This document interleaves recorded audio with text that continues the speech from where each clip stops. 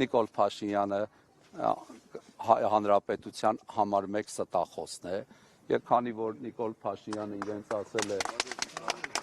ձեզ ողջունում եմ ձեր քաջության,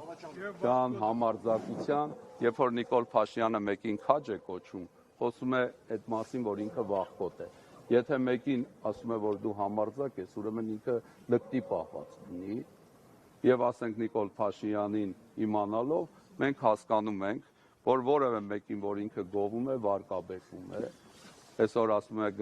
մեկը հավատացյալներից Գնել Սարգսյանը քեզ իր ուղիղ եթերում քննադատել է, ասի շատ շնորհակալություն իրենից, որտեվ եթե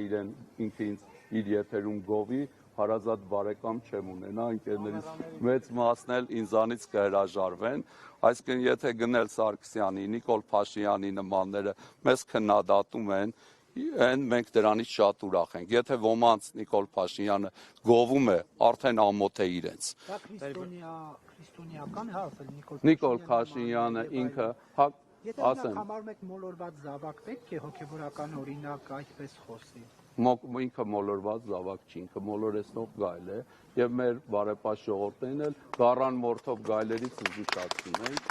ինքը գառան մորթով գայլ է, իր կարդացած սաղմոսներն են իմ համար ամենավիրավորականը, կարող է ինքը այնպիսի սաղմոսներ կարդալ, որոնք վերաբերում են Մեսիային,